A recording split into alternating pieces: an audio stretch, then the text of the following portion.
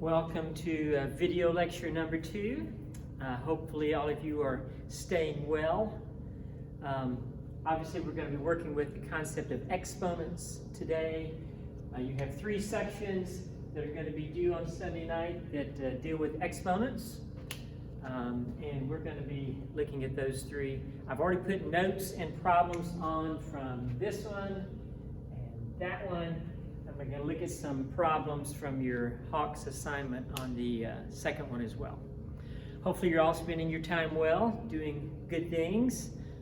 Anybody reading any good literature? Reading some good books? I hope in all your extra time. Hemingway, Steinbeck, Charles Dickens.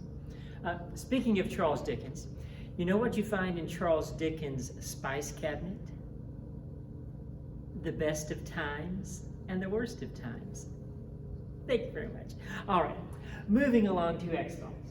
We're going to be looking at exponents in terms of 4 different concepts. Positive integer exponents, that's the thing you're familiar with, x to the 3rd power. You've seen that all your life. 0 is an exponent, not something you encounter often, but once we get the concept down, no problem at all. Then we start getting a little bit of a challenge. Negative integer exponents, something like 2 to the negative 3 power. What does that mean? A negative number? No, we'll figure it out in a minute.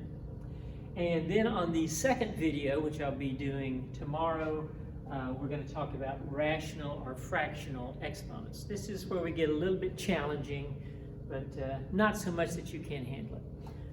So we'll be looking at these first 3 today. Start with positive integer exponents, the thing you're most familiar with. And let's just write an example up here and remind ourselves of the parts of this expression. For instance, if I have a little raised number to the upper right, you know that that is the exponent, also known as a power.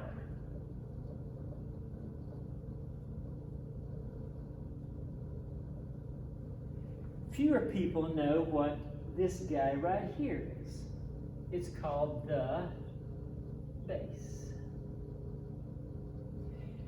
Now you know what a positive integer exponent means.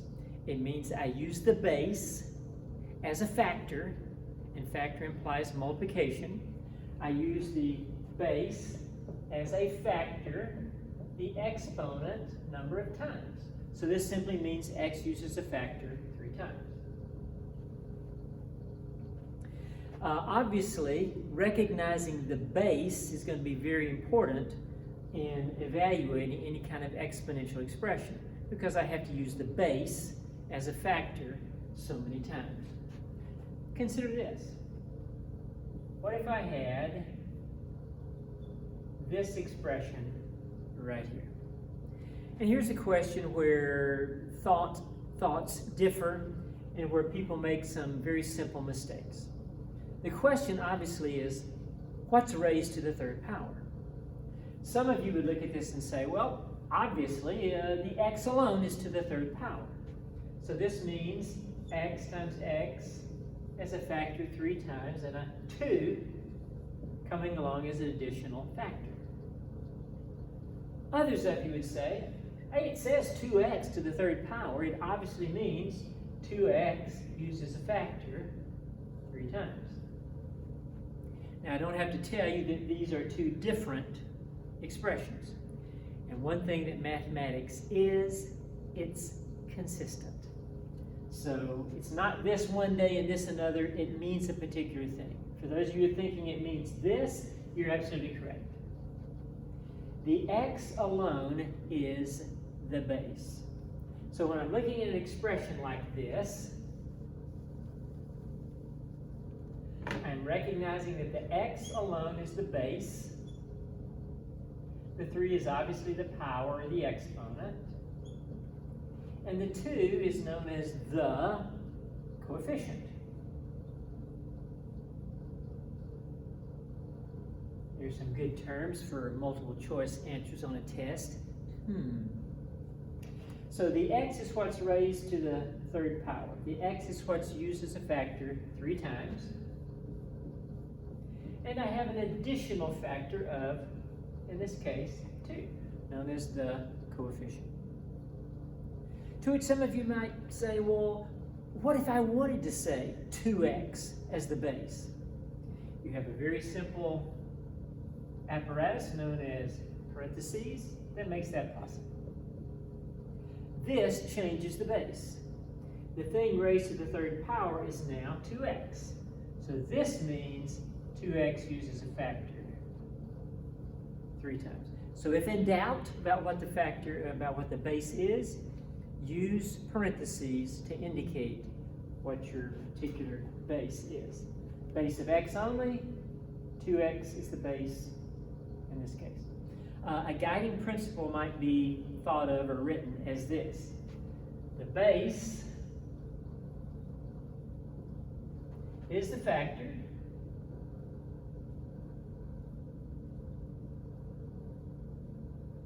closest to the exponent, or adjacent to the exponent, unless parentheses tell you differently.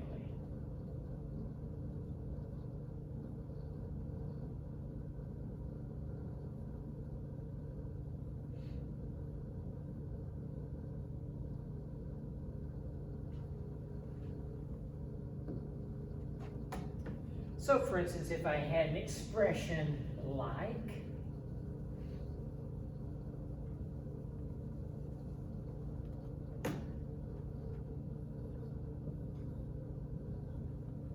and asked you what is raised to the third power, you would simply say the b, because the b is the factor that is adjacent to the exponent. There's no parentheses that give me a different idea. So this simply means b to the third power with a as an additional factor, the coefficient. Now here's a sneaky application of this principle right here. Very subtle.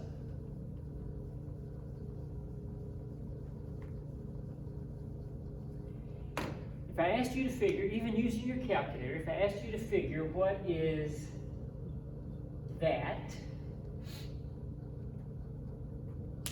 and you used your calculator, you used your thinking, you used a pen and paper to figure it out, some of you would say, well, I have a negative to an even power, that must be 16. Others of you would say, I think it's negative 16. Well, you know, it's got to be one or the other, right? Here's how we're going to figure out what this guy is. We're going to use our definition of base. The base is the factor closest to the exponent. 2 is closest to the exponent. 2 is to the fourth power. This means negative 1 times 2 to the fourth power. Obviously, I do my exponents before I do my multiplication, right? 2 to the fourth power is 16. Negative 1 times 16. My answer is negative 16. This negative is a coefficient of negative 1. Subtle, huh? Sneaky. And you're going to see this on your Hawks, and you're going to see this on your test. Watch this. What's negative 2 to the fourth power? Aha! With these parentheses, I have just changed the base. The base is now, the thing multiplied 4 times is negative 2. This means negative 2 is a factor 4 times, and that, of course, is going to be positive 16. Please notice the difference. In this case, the 2 alone is the base. In this case, because of the parentheses, the negative 2 is the base. All right, as soon as we start talking about positive integer exponents, we can start talking about something called the properties of exponents. All properties means is how exponents behave, what we can predict they will do under certain circumstances. We're going to look at 3 of them.